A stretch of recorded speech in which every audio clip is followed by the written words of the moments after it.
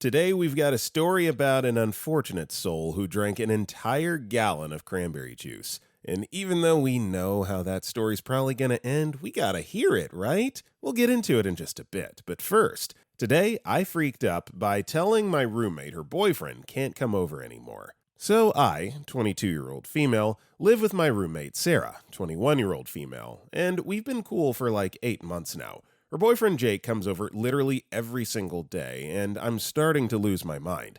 Like, he's here when I wake up, he's here when I get home from work, he's eating our food and leaving dishes everywhere. I swear he lives here more than I do, and he doesn't pay rent. Yesterday, I finally snapped because I came home and found him using my laptop without asking. I told Sarah this wasn't working, and Jake needs to limit his visits to maybe 3 days a week, max. She got super upset and said I'm being controlling and that it's her apartment too, so she can have whoever she wants over. Now she's barely talking to me, and Jake hasn't been over since, which honestly feels amazing, but also I kind of feel guilty. Like, maybe I should have talked to her about it earlier instead of letting it build up. My friend thinks I was totally reasonable, but my sister says I was being a bench about it. I don't know, am I wrong for setting boundaries in my own place? I pay half the rent, but now I feel like the bad guy.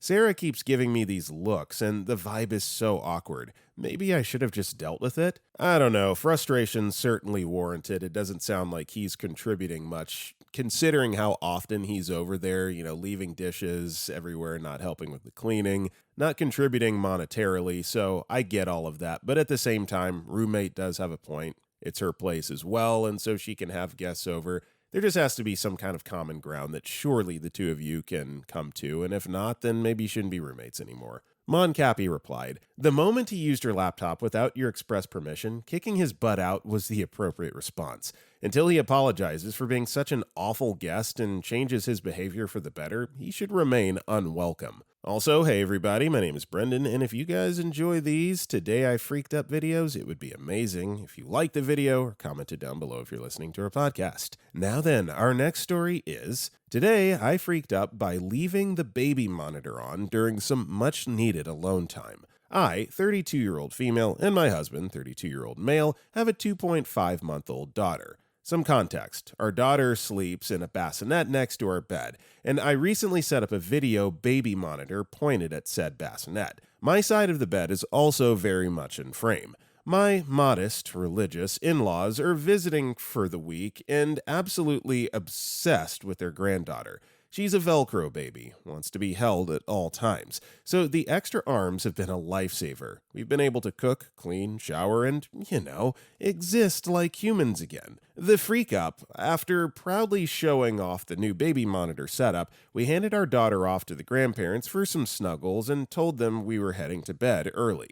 Well, we hadn't had much alone time since becoming parents, so we decided to seize the rare opportunity and get down to business. Weeks of pent-up hormones, sleep deprivation, and a mutual I miss us energy collided in a deeply ungraceful but passionate reunion. Afterward, I glanced up at the camera and noticed the power light. The baby monitor was still on, still pointed directly at my side of the bed, still streaming to the receiver. I made my husband go investigate. He came wide-eyed. Apparently, the receiver was sitting near his parents, screen face up, video feed active, and sound on. No one said anything. I don't know if they saw or heard. All I know is that I'm not leaving this room tonight, possibly not until they go back home in a few days. Every time I remember what could have been witnessed, I cringe. Hey, when it gets bad, you just gotta own it. There's nothing wrong with having a little hokey pokey with your significant other, and if people want to tune in and watch, so be it. Take it in stride.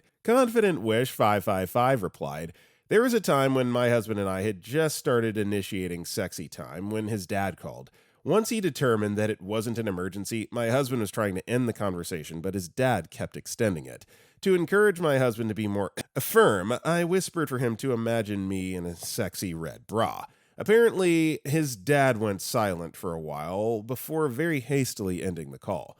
None of us has ever brought it up, but I still cringe at the memory from time to time. Our next story is, Today, I freaked up by trying to feed my sunbeam snake and accidentally becoming a rat mom. This just happened tonight, and I am unwell. So, I'm a seasoned reptile keeper. I've got multiple animals. I know my stuff, and I've always fed frozen thawed. Always. Not just because it's safer for the snake, but because, frankly, I'm not a sick idiot who enjoys watching animals die.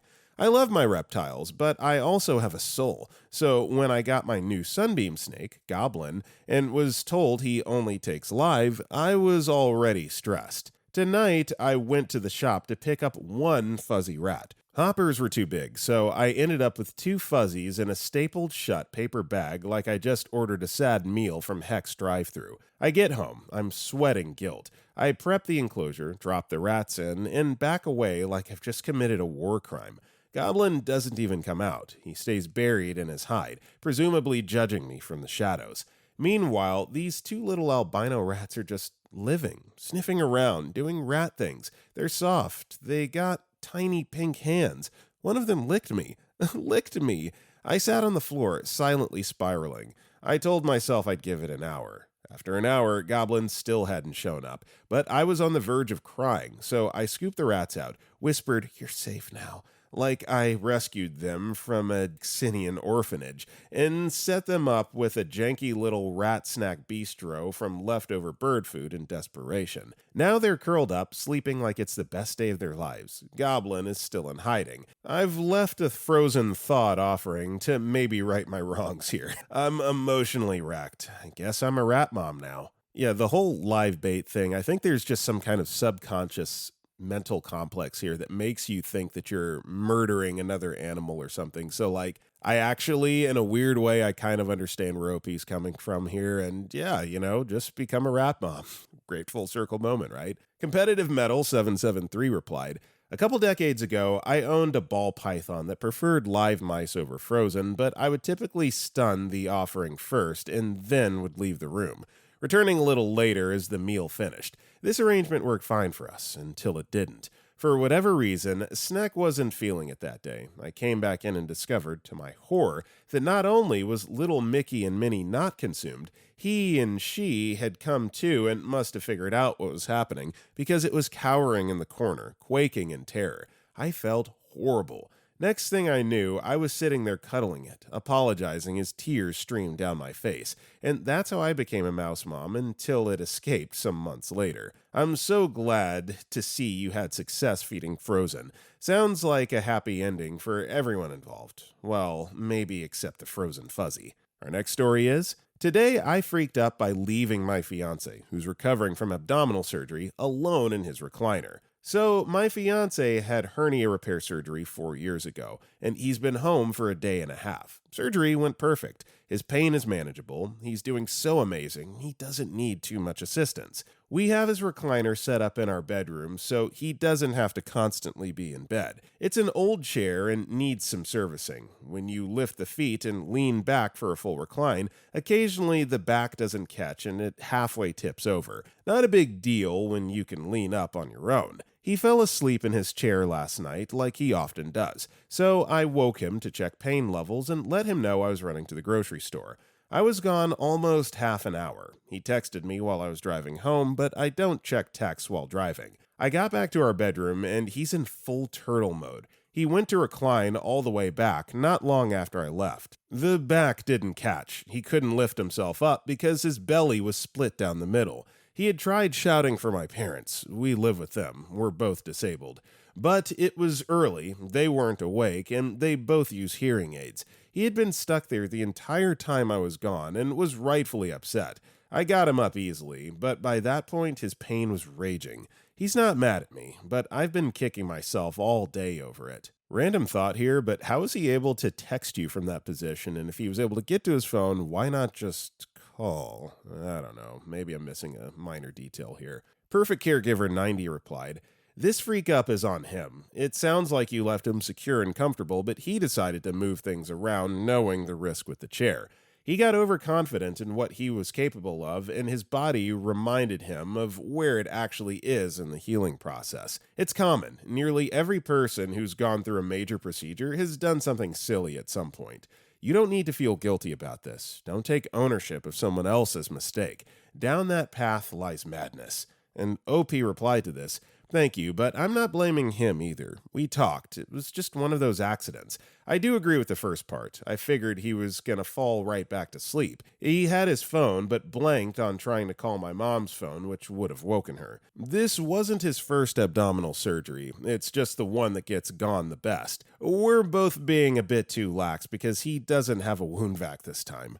Anxiety is a bench. I posted to get out of the guilt trips chewing on me. It's working." Our next story is, Today I freaked up by trying to pick up my 6'2" boyfriend.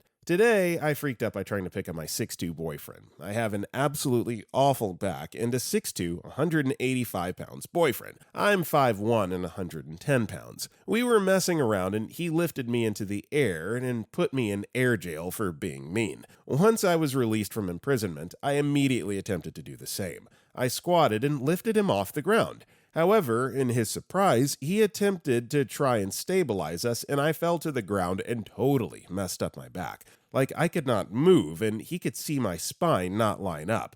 He took me to the ER, and it turns out I displaced a disc in my back. I now have to do several weeks of PT, and was considering seeing a chiropractor regularly. My boyfriend successfully broke my back, just not the way he wanted. Yeah, I mean, I get it. It was an accident. You guys were just playing around, trying to have fun or whatever. But, this is the prize for the game that you played, as they say, and I'll just leave it at that. Sinra Bekim replied, "I remember the first time I broke my back. I was in what I shall refer to as an incredible amount of pain. I had a crush fracture of L4, but weirdly, I found out later why, it was my upper back that hurt most days, just a deep crushing pain. I was desperate. I would have tried cobra therapy if someone told me getting bit by a cobra would make it better. But the Navy doctors the Marine Corps was borrowing could find nothing wrong with my thoracic spine. I went to the chiro. I was young, stupid, and desperate. My third visit with him was the first time the L4 nerve actually got pinched and swollen enough to paralyze me while I slept. This is some real scary crap, by the way. Negative Graham's number out of 10. Would rather be mauled by a mountain lion. Civilian doctor explained that the upper back pain was from every muscle in my back basically staying flexed to protect my lumbar spine. And the pinching. I, still an idiot, ate my crayons and went to the chiro appointment I already paid for. Now he'll know what's up and he can do better, right? Instead, I got an hour-long lecture about how medical doctors are basically Hitler. Actual quote here, "Look at what Hitler did because no one stopped him. Imagine what doctors will do if no one stops them." So yeah, go see a chiro. Just know that you'll be dumber than me if you do. Our next story is, Today I freaked up. All those pretty shoes. Obligatory happened yesterday, but had been in the making for a long time. For years, I've had an unhealthy obsession with shoes. Think Carrie Bradshaw on a slightly smaller budget.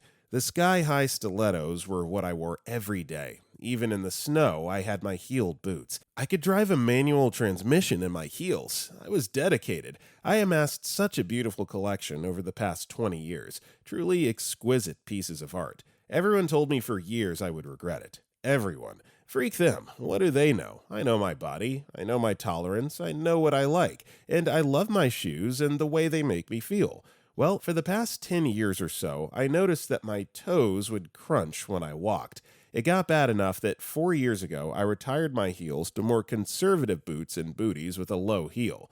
Well, the crunching only got worse. It got to a point where my gait was affected because I couldn't stand properly. So off to the doc I go. New doc, by the way, because my previous one retired. New doc took full history and asked a million questions. She then asked about my shoe collection. Strange? I felt my face light up with joy and sadness at the same time. I've mourned the loss of my beauties locked away in the closet. Once I finished my word vomiting, Doc looked at me and said, "Hon, have you ever heard of a hammer toe?" My heart sunk. I knew what that meant. Big, blocky toes, no heels, nothing fun, and that it possibly meant surgery. Doc said it's pretty bad and referred me to a surgical podiatrist while she splinted my toes up and explained the eventual surgery that I would need. Guess we'll find out just how bad I freaked up when I see the specialist.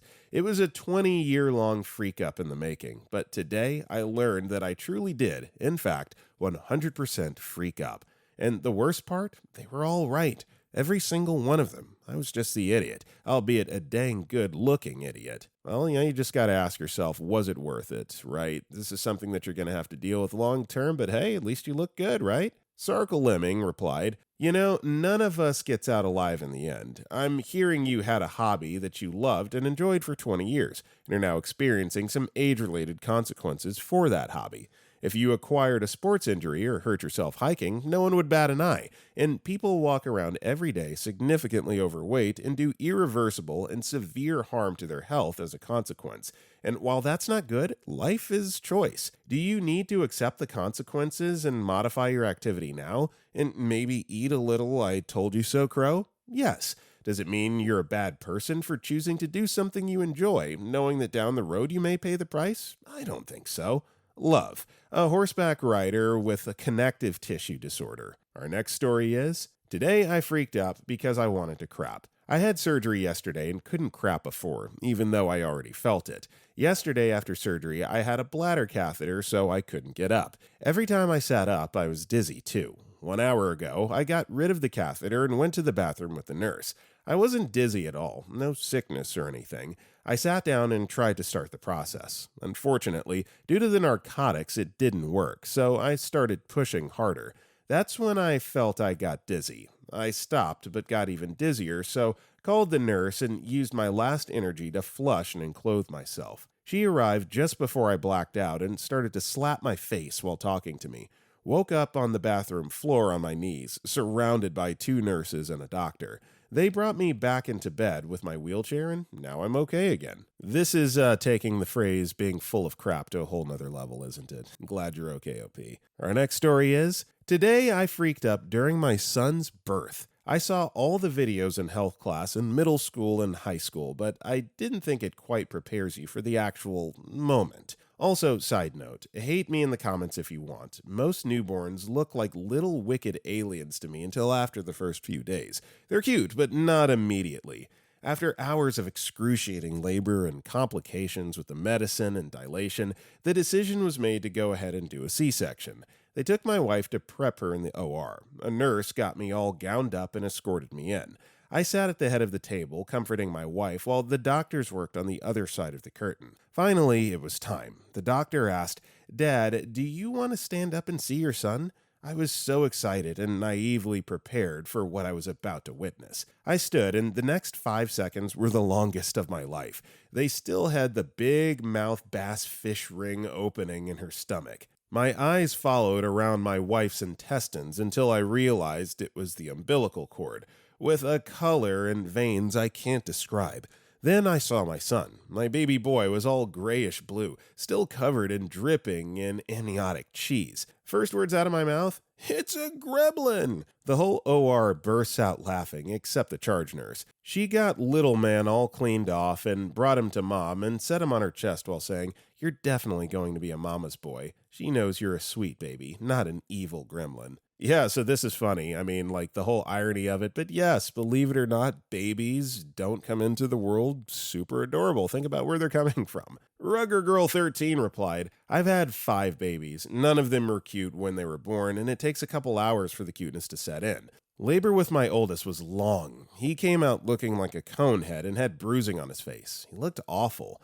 My labor nurse caught me staring at him and said, 'I promise he will look adorable in 24 hours. She wasn't wrong. Our next story is, today I freaked up by eating frozen strawberries. Ended up in the hospital. Obligatory not today, but 2 weeks ago-ish. So I have a lot of difficulty eating healthy. The only way I've found myself to eat berries, fruits, and vegetables before they go bad is by eating them frozen.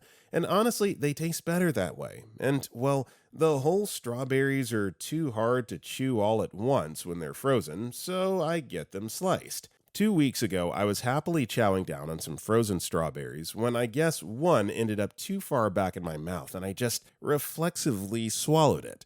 Oh, now I've swallowed some things that weren't chewed enough before, as I'm sure we all have. It hurts to swallow it, but it goes down. Either that or you choke and die, I guess. But no, it hurt to swallow it all right, but I could feel it stuck in my chest for ages afterwards. Not in my throat, but like in my chest. Definitely not my trachea, thank God, so I could breathe normally. So I start looking up symptoms and tips and stuff. Drink both water and carbonated drinks, soft foods, etc., etc., etc. 24 hours go by. I nibble on some food at work and swallowing starts hurting bad. I'm talking my entire chest is on fire. So I call my stepmom and ask for a ride to the ER urgent care before work the next day. Because yes, I still intended to go to work. Your guy's got loans to pay. It takes like 3 hours to get seen since I'm fine except the pain, which is only when I swallow. Medical staff is a little surprised I have no other typical symptoms.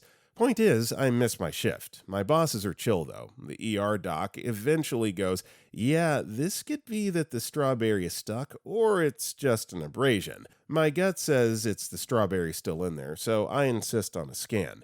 Still not sure what's up afterwards, but she recommends I stay until the morning when they can do an endoscopy. Fine, whatever. The morning comes. They tell me they won't do an endoscopy because now it's the weekend and the GI lab isn't open, and they won't call people in unless it's an emergency and I'm breathing fine. They put me on a liquid diet, which was heck on earth, and the IV placement sucked, but I lived to have the operation on Monday.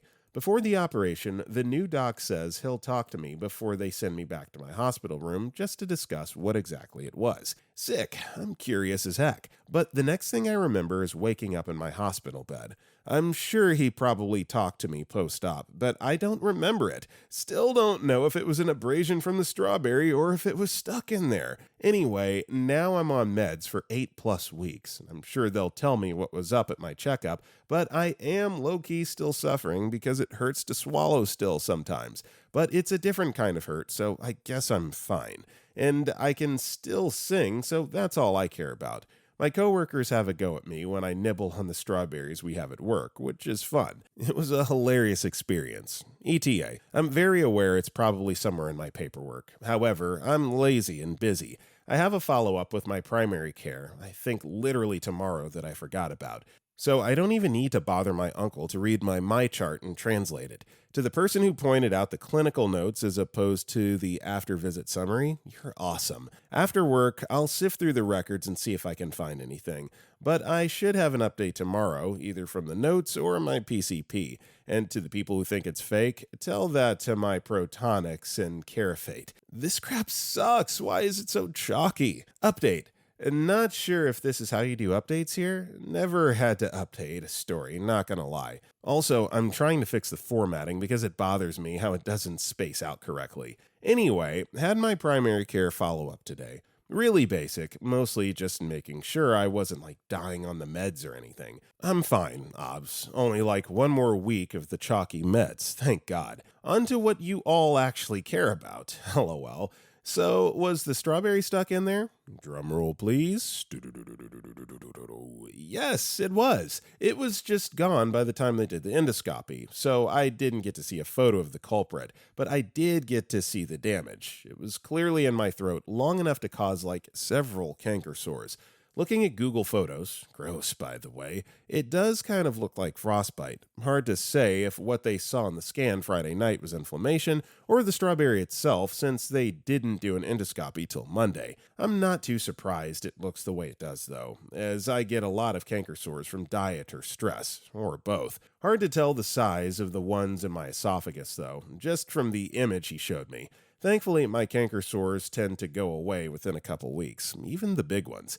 My personal theory on how I was able to swallow still is that I was not blocking half my esophagus before it melted and got swallowed properly, leaving behind the inflammation from the frostbite. Immediately after the strawberry got stuck, I was eating a bunch to try and dislodge it, so it clearly wasn't blocking the whole thing. And yes, I tried carbonated drinks. I'm a Coke addict. Thanks for sticking around. I've had fun typing out my experience. Might not be the most interesting story, which some folks seem to be mad about, but I don't really care. Life isn't a TV show, and this was enough action for me. I got lucky it wasn't a lot worse, aka more interesting, so I'm content with that. It'll be a fun story. I agree, this is a fun story because you're okay, OP, and honestly, I could totally see this being like a 30-minute episode of a sitcom centered around a strawberry being lodged in someone's throat. Agoraphobic Wonderlust replied, I wonder if the strawberry was lodged, whether they just pushed it down. Don't know why, but I'm finding that thought very amusing. Oh, yep, there's a strawberry boop. A 911 owner commented, as someone who suffers from EE, I had a piece of pork get lodged once, and when I asked the doctor if they were going to push it down or pull it up, he said, we always pull it out. He didn't elaborate on why, and I was coming out of anesthesia, so I didn't question him about it. Our next story is, today I freaked up by licking raw chicken. Twice. I've been having a stressful time at work, plus the early hours have thrown off my sleep schedule, so I'm running on fumes. I asked my boyfriend to do the big shop this week, hoping he'd choose some convenience-type meals he usually enjoys, but he had other plans. After he had cooked a few of the more involved meals, and all I had contributed was mac and cheese steak bowls, I was feeling guilty and wanted to do something a little nicer. He had picked up chicken thighs and mini potatoes, so I figured that was perfect. Low effort with maximum home-cooked goodness results. No, the potatoes weren't small enough, so I chopped and tossed them in seasoning and oil, chucked them into the roasting tray. Thighs are bone-in, so I debone and pat them down with some paper towels. Forgot the onions. Freak it, use the same knife and cutting board. It's all getting cooked together anyway. Plop the onions on the potatoes and swirl them all around by hand. Lick my finger to check that they got enough secondhand seasoning. Wait, why did I do that? My hand and the onion are absolutely coated in chicken juice. Panic. Frantically grab the nearest thing to wipe my tongue. Gold star for you if you guessed it. The freaking paper towels I used to pat down the thighs. Rub that crap all up and down my tongue. Nice and thorough. Really scrub that sucker. Why? Yeah, someone needs to do a wellness check on OP in a couple days just to make sure that they're okay. That sounds horrible. Tin Zipper replied, the chances you'll get sick from raw chicken are low. People freak out way too much about this kind of thing. The bacteria that cause food poisoning are not commonly present in large amounts in commercially processed foods because we have regulations about it, and even if present, you'd likely not be affected unless you got more than the little bit you got off the paper towels, or your immune system is compromised somehow. This is why deregulation is generally a bad idea in any business. The people who are for deregulation are the business owners, not the customers who get affected by the bad crap that the regulations are in place to prevent. But it's so expensive to keep up with all these regulations, we hear the business owners cry. We could have lower prices if we didn't have to worry about all that.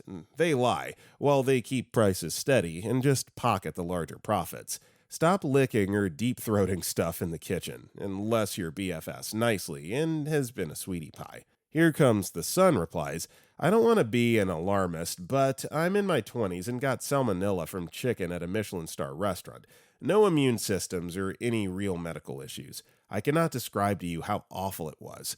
I logged my craps and clocked in every 9 to 12 minutes while awake and 30 to 1 hour sleep. I couldn't eat anything for 10 days. I was walking around hallucinating things because I was dehydrated and starving and exhausted. I had to go to a doctor and they were shocked they caught it on a test because usually people just get better and move on. I needed antibiotics before anything helped. Our city health department had to call me to retrace my eating to see if I was part of an outbreak. I genuinely see why people die from it. You're chained to your toilet. You can't go get groceries, and even if you could, you can't eat. Most people are fine. OP will likely be totally fine even if they get it, but it's also no joke for some folks. Our next story is, today I freaked up by drinking a gallon of cranberry juice. May this come as a warning. I picked up what I thought was going to be a refreshing jug of cranberry juice from my local Walmart. Oh, it hit the spot just right. And on this sweltering 95-degree day, I could barely get enough. Everything was going exactly as planned for probably about an hour. I continued my bike trek of probably 5 or 6 miles. I took refuge in some shade and laid down to cool off. It felt like gas, but I'm much too wise to trust a fart. My rumbly tumbly was making me aware that crap was about to go down. It was a few minutes before I found a restroom, but I did arrive in time.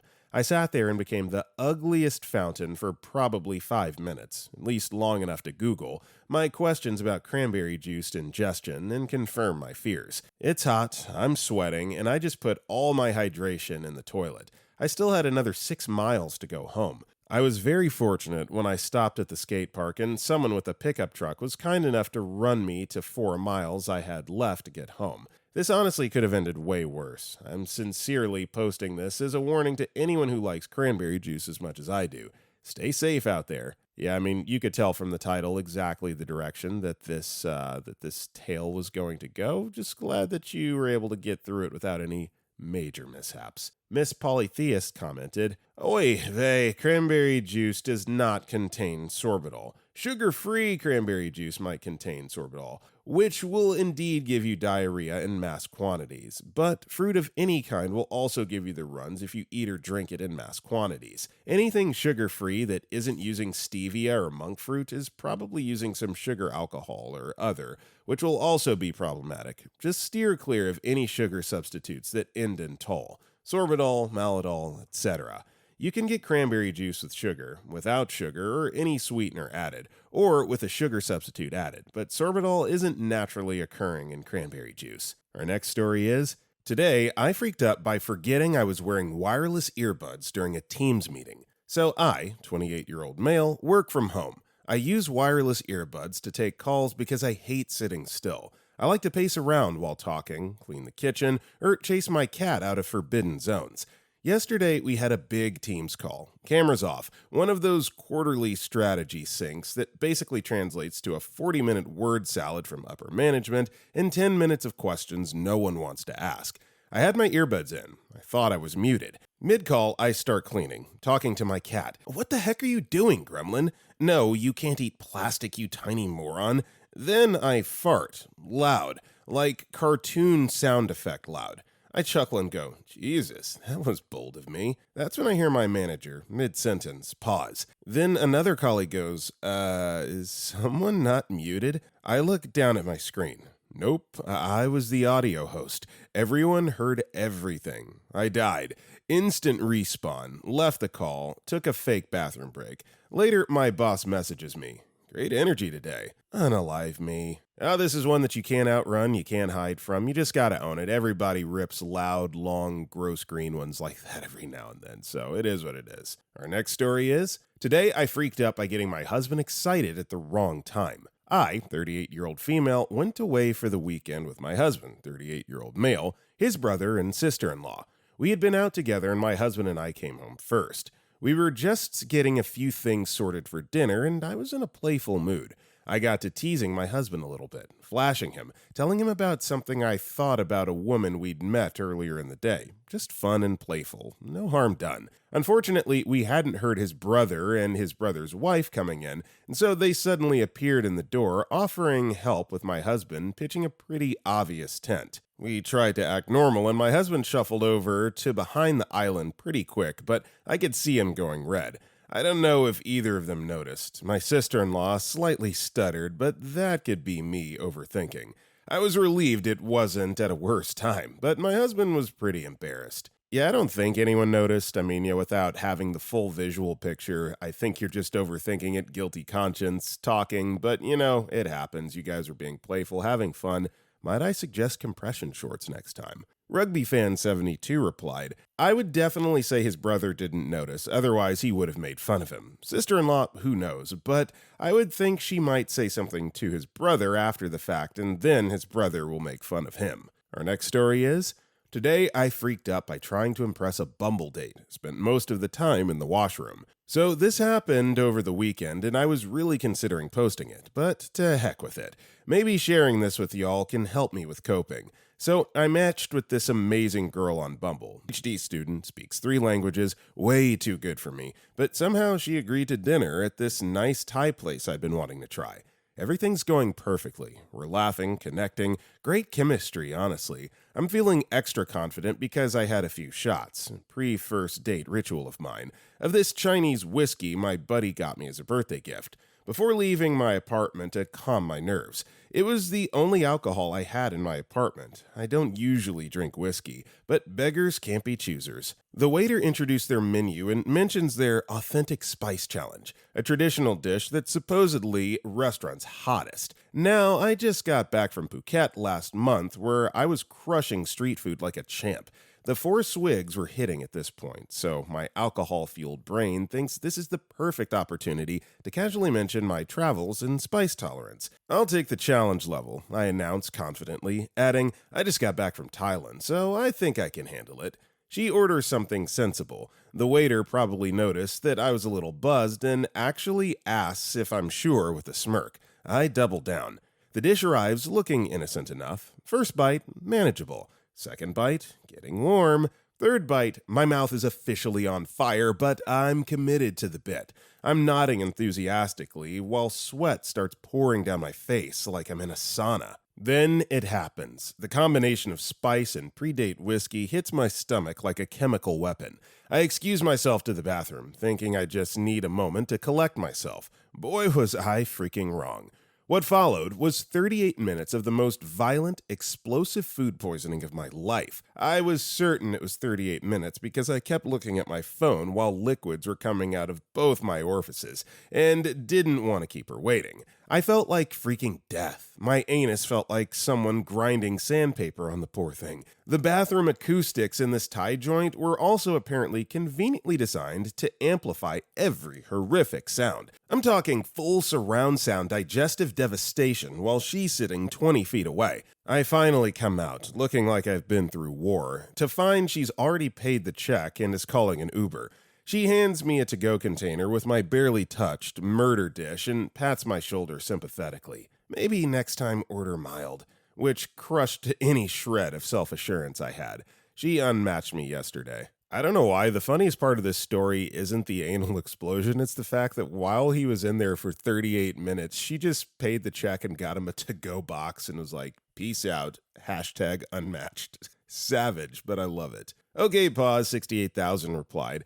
To clarify, you took 4 shots of whiskey before a date. Did I read that correctly, or am I misinterpreting? Cone Pines replied, 4 shots before a first date is crazy. Our next story is, today I freaked up by trusting my sober friend to drive my car. I went out with a couple of friends this Saturday and I had a few drinks, so I wasn't planning on driving home. One of them, who seemed totally sober, offered to drive and I agreed. He wasn't drunk, by the way, he's just crap at driving, but I thought since the distance isn't far, literally 3 miles and the road is fully straight, nothing would happen. Well, me and my 2 friends, 3 in total, got in the car and he literally hit the car behind us when reversing out of the parking. At the beginning, I freaked the freak out, but then I went out and saw that the damage wasn't a lot, but just enough to leave a dent. He was extremely sorry and offered to pay, but I said I'll cover it. We're still all cool, but man, lesson learned the hard way. Yeah, this is always my personal worst nightmare anytime anyone other than me drives my car, even if it's a family member, if it's like wife, sister,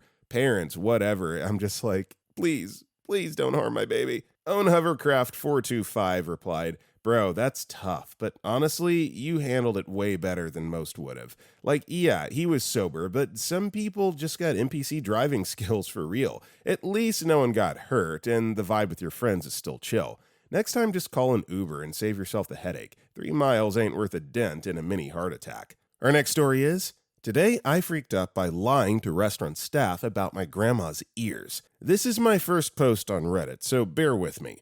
So, my grandparents are in town visiting from across the country, and we heard there was a brand new Mexican restaurant opening nearby that was supposed to have live mariachi music. Naturally, we figured it would be a fun night out and brought the whole family.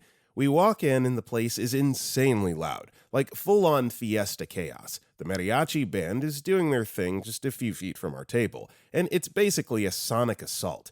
As we're sitting down, I discreetly ask the hostess if there is any chance they could turn it down a little bit, because Grandma has sensitive ears. She doesn't and loves live music. She says she'll do her best and manages to get the band to tone it down a notch. Bless her.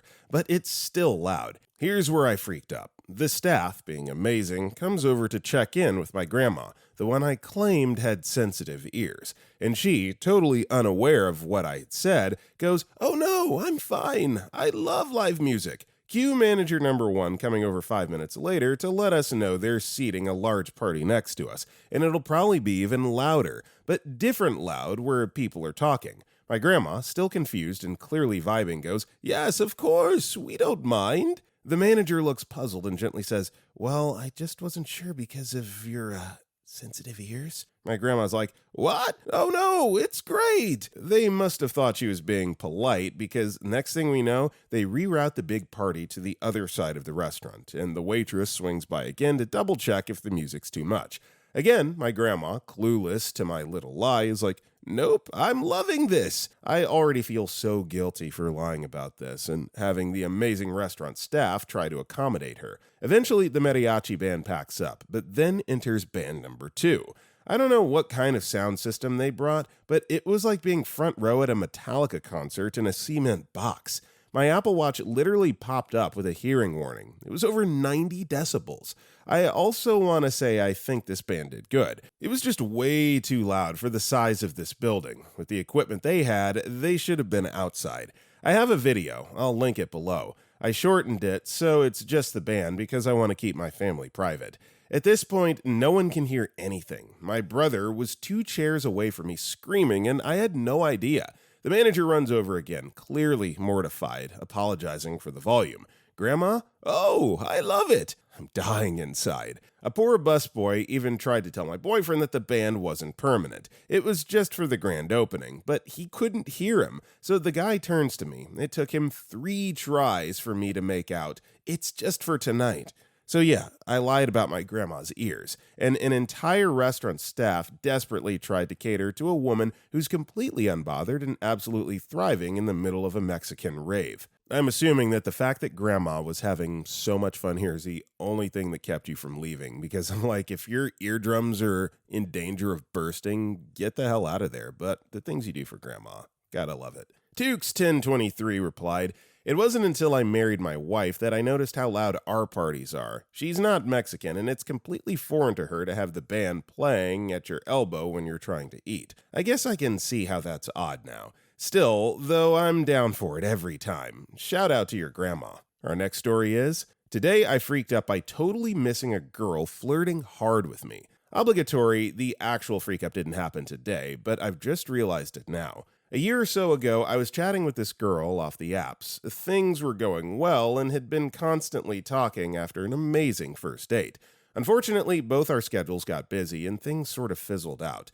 Was randomly thinking about her and was looking back through our convo, mostly memes, a few pics back and forth, etc. Except there was one day she was telling me about visiting her friend who had a new dog and how cute it was, and sends me a video with the puppy in her lap. At the time, I was like, "Wow, cute puppy," which in my defense it was, and completely and utterly failed to notice that she had very purposefully and obviously zoomed past the dog in her lap to share a pretty incredible close-up skirt. There's no way it wasn't on purpose, and I have no freaking clue how I missed it until I just rewatched it a year later. Anyway, ladies, this is your daily reminder that if a man misses your signal, he's probably just freaking stupid. Well, while I do agree with that, dude, why are you still reading through text messages, a text thread from a year ago? Gotta let it go, man. Move on. Her caller Dora replied, "Welcome to the club. Had a girl ask me over to study. She literally asked me to sit on her bed, and she jumped on me, and I said, 'Dang, we need to make sure we don't forget to swap notes for the accounting test on Thursday,' and jumped up to grab my binder." Our next story is, "Today I freaked out by calling out my coworker in a team meeting. I work at a small marketing company, and there's this guy, Tom, 30s, male, who constantly takes credit for other people's ideas. Last week, he literally presented my entire campaign concept as his own in front of our boss, and I was fuming but didn't say anything in the moment. Then yesterday in our team meeting, he did it again with this project I'd been working on for weeks. Something just snapped, and I interrupted him and said, "Actually, Tom, that was my idea from the presentation I gave you last Tuesday." The whole room went silent, and our boss looked super uncomfortable. Tom got all flustered and tried to backtrack, saying we had collaborated on it, but I was so angry, I kept going and basically called him out for always doing this. Now everyone is acting weird around me, and my manager wants to talk to me tomorrow about professional communication. My work friend says I should have handled it privately, but honestly, I'm sick of being walked over. Tom has been getting promotions while I do the actual work. But now I'm worried I looked unprofessional and maybe ruined my chances for advancement. My boyfriend thinks I finally stood up for myself, but my sister says I probably just made myself look petty and vindictive. I don't regret calling him out, but maybe the way I did it was wrong. I just couldn't sit there and watch him steal my work again. Now I'm scared I'm going to get in trouble for creating drama. Well, everyone telling you that that was not the time and place is absolutely correct. Totally understand you're frustrated. We've all kind of spontaneously combusted and blown up and said and done things in fits of anger that we regret later. This is one of those things. You're right to call them out. You're wrong to do it in the middle of a presentation. It's as simple as that. Nightfire098 replied, "If they don't like you anymore, then there's always going to be a place out there that values individual contribution without having a toxic culture that promotes and encourages intellectual theft. Let them eat each other while you look for that place you belong." Our next story is, "Today I freaked out by having Siri call me master." I study architecture at a graduate level. It can be very stressful day to day and physically demanding, as most grad students can tell you. I found Siri, for all its faults, to be useful for scheduling things, making calls and texts, and just asking quick questions while my hands are busy building models, drafting plans, or writing my thesis. For fun, I thought to set my name to a custom name, telling Siri to call me Master Architect Z, as I could use the confidence boost and a reminder of my goal, albeit very vain. It was like having my own little Jarvis pepping me up. Well, fast forward, we're having a grad class meeting in the studio. Nothing unusual, just prepping for the next assignment. If I remember, I think the teacher asked me if someone could convert a dimension from meters to feet, and being the dork I am, said, "Let me ask Siri," and pulled out my phone. Well, you can see where this situation is going. Was halfway through Siri starting its response. I figured out what was about to happen. Well, not wanting to embarrass myself in front of my peers and be called Master Architect, I of course cut the response off midway. However, I did not account for the much worse outcome of Siri getting cut off and calling me just Master. Now I have about 13 people in my class who think I've set my phone to call me Master, all while I'm mentally cringing because people already know I watch anime, so now I'm probably the weird anime guy, all while babbling, trying to explain myself. I don't know, this may just be my opinion, but who cares? I don't think that these people are really keyed in on what Siri is calling you or what it's referring to you as. I think you're overthinking it. This is not as big a deal as you think it is, OP, and you'll be okay. Ragaroli commented, "When I was young, I had jailbroken my iPod Touch to make it do all the fancy cool swishes and swirls. I even changed the unlock sound to be a sword swing. Normally, this would be fine with it on silent, but in the middle of class, my alarm started going off and I had to turn it off. Can't recall why I had to open my phone to do it, so everyone's staring at me as I try turning the alarm off, and as I open the phone, there's a super edgy sword swing noise as I opened it and turned it off. The whole ordeal lasted maybe 20 seconds, but man, I wanted to disappear. Funny to think back on it now." SNES guy commented, "So when I was in college, me and some friends were high and drunk, recording a bunch of dumb butt sound clips, just saying the dumbest crap we could think of. Well, one of those craps got my phone after I passed out and set one as my text alarm. So the next afternoon, I'm hungover as heck in a psychology class taking a test and it's dead silent. Suddenly, I get a text and the voice clip plays. Richard itches, in my best drunken hillbilly impression. There is a long, awkward pause, and suddenly the whole class busts out laughing. Professor was ticked. I was really embarrassed and had to play it off the rest of the day." Our next story is, "Today I freaked out by texting the mom instead of the dad. I'm a 40-year-old male, having a young daughter in elementary school who met a friend during Halloween. Trick-or-treating is kind of slowed down in our area, and we only got a handful of trick-or-treaters. My daughter recognized one that went to her school. Turns out that they live right down the street. We set up a play date. The dad, we'll call him Frank, was trick-or-treating with her, so I gave him my number and I got his. The first few play dates, Frank and I hung out and seemed to get along pretty well. One time, while the girls played at our house and my wife was watching them, my son and I took Frank to the driving range. It was nice because he said he doesn't do things like that or get out that often. After a couple of play dates, the girls wanted to have a sleepover at the friend's house. We were totally fine with that. Frank's wife, Fran, again, names are changed, but selected for a reason, greeted me when I dropped off my daughter. I told her that if my daughter needed anything to call or text me and that Frank has my number. She sent me a text and I saved her in my phone. The sleepover went great. We ended up having a couple more playdates, but with school and other activities, over time the playdates kind of fizzled out. One day driving home, my daughter asked if she could see her friend again, as it had been a while. I told her that it was a good idea. As we pull into our driveway and I'm waiting for the garage door to open, I quickly compose a text message to Frank so I won't forget. I also thought it would be nice to maybe go to the driving range again. This is the message. Hey, we need to do another play date. Not you and me, the girls, but if you want to do something, just me and you as well, that would be fine. Winky face. The garage door opens. I pull in and don't give it another thought for a few hours. My daughter then asks if they've said anything. I said I don't think so, but I'll check. I then look at my phone and see that I sent Fran a text message. Fran! Not Frank, Fran! My heart sinks into my chest. I start to panic as I open the message I sent to Fran. I reread it, and it now has a whole different meaning.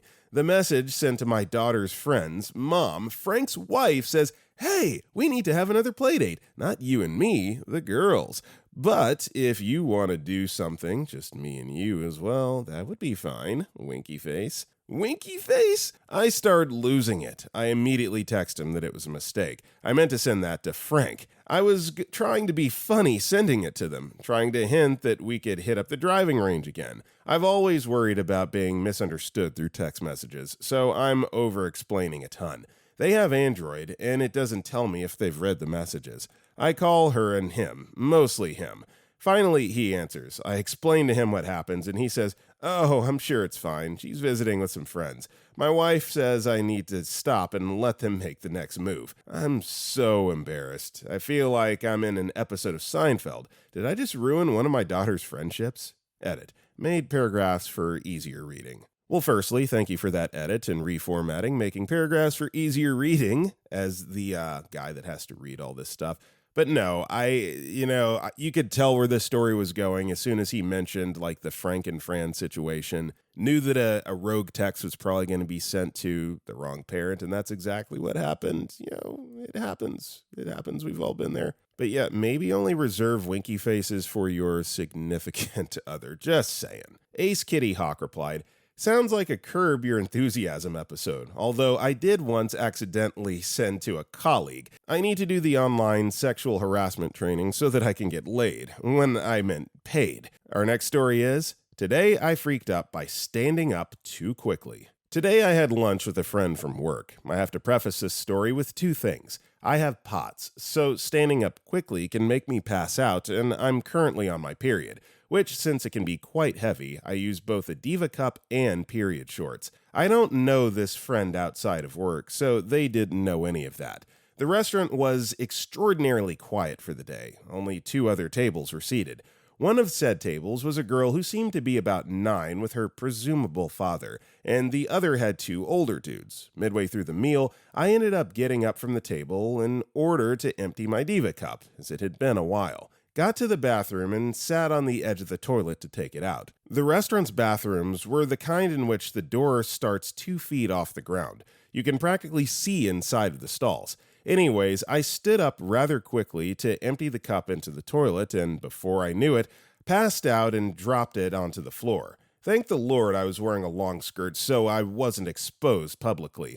I can't tell you exactly how long I was out before that 9-ish-year-old walked in, but it couldn't have been long considering how long I'm normally unconscious for. She walked in to see through the gap under the stall door, me sprawled on the floor surrounded in blood.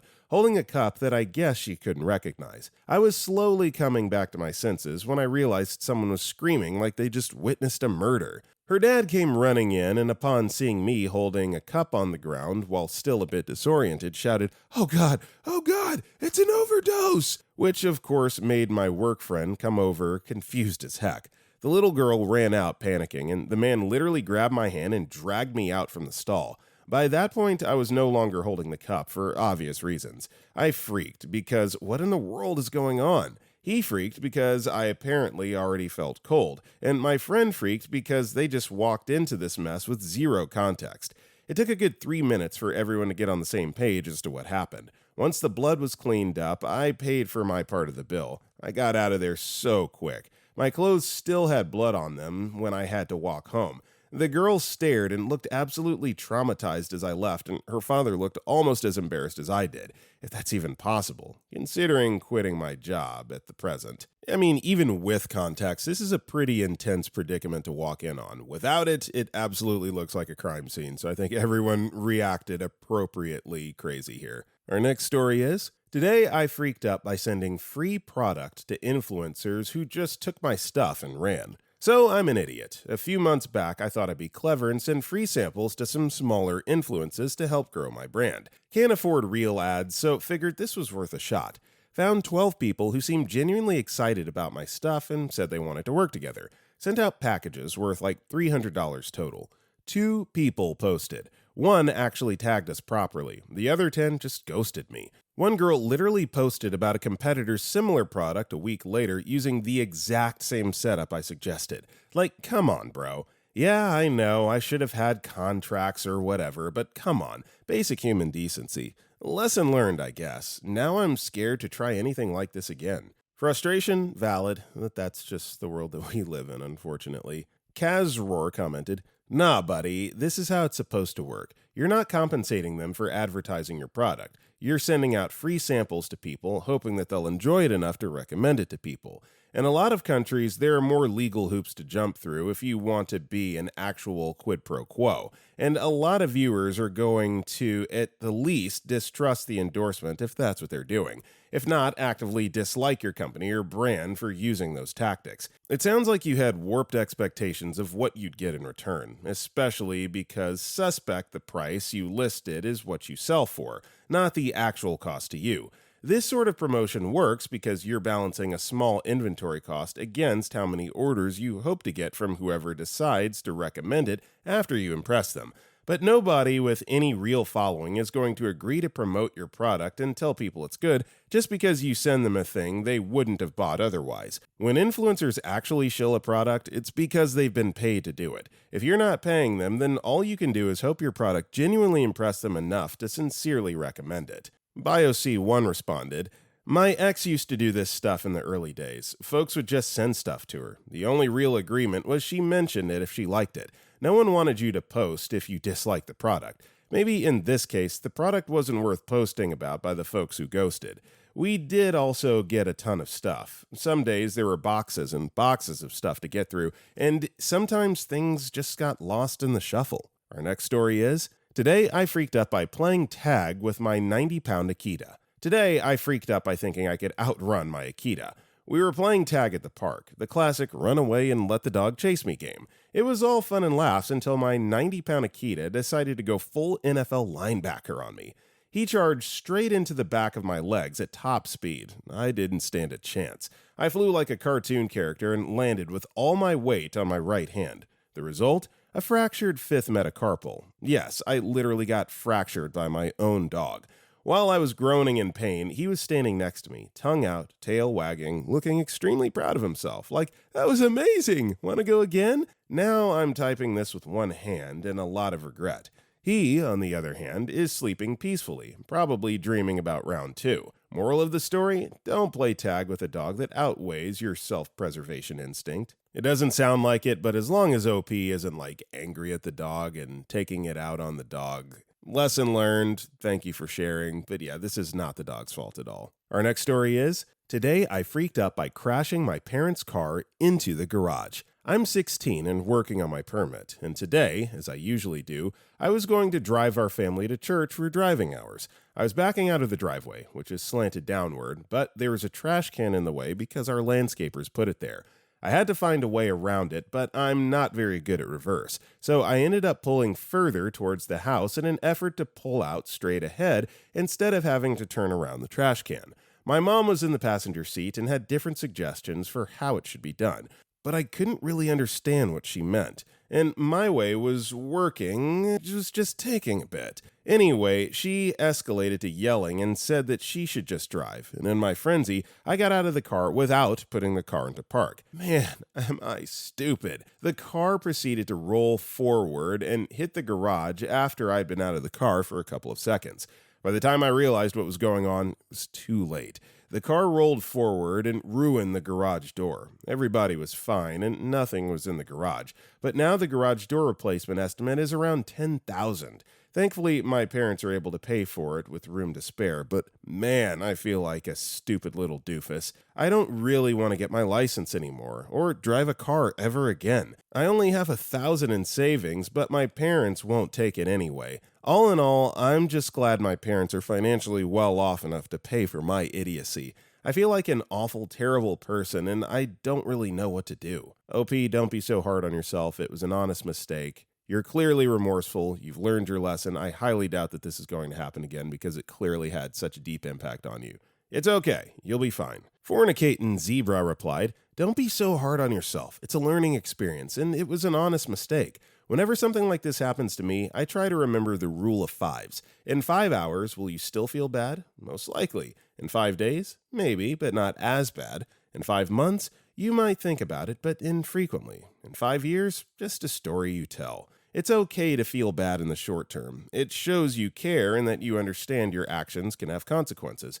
But try to remind yourself that this will feel like a much smaller deal as time goes on. So don't beat yourself up too much." All right, everybody, that is all the time we have for today. If you enjoyed the video, don't forget to like and comment down below. And if you want to check out any of our other videos, click the video on the right. I got nothing else for you. I will see you all next time.